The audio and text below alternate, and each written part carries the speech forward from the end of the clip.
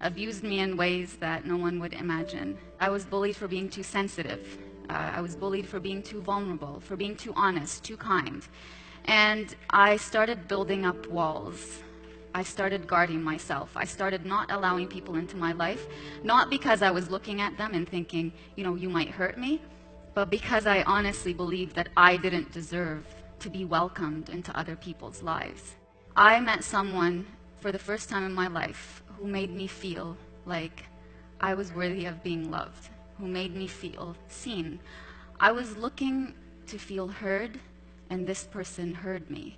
This was the person that I wanted to spend the rest of my life with. That's how I saw it. I couldn't imagine my life without that person. Until one day when he, like everyone and everything in my life, chose to walk away.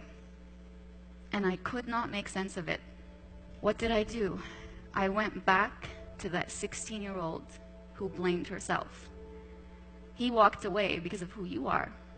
He walked away because those things that you always thought were ugly and unworthy about you are still there.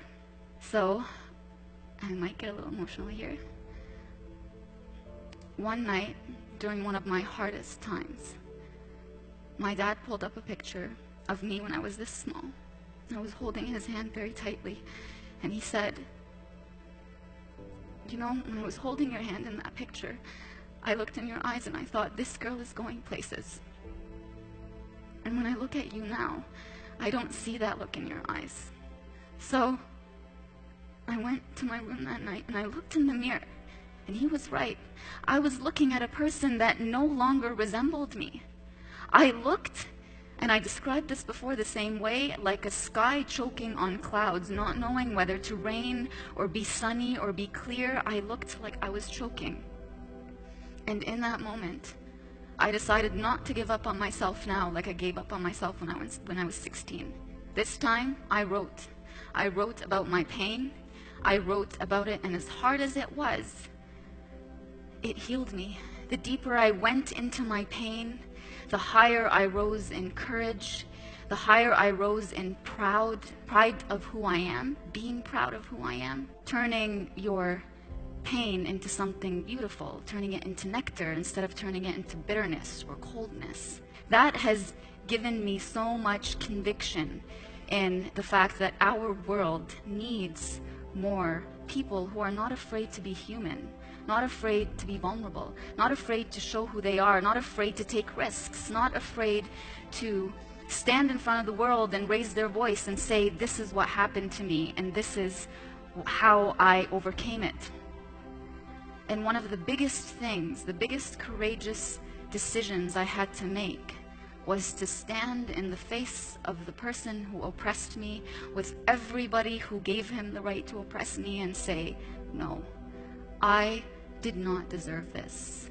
This should have never happened to me.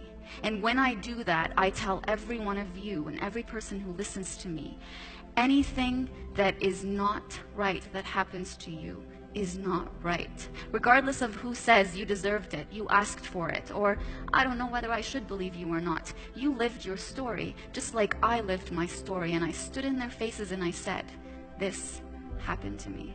You don't have the right to take away my story from me, because when you do that, you're taking away that new person that I'm becoming.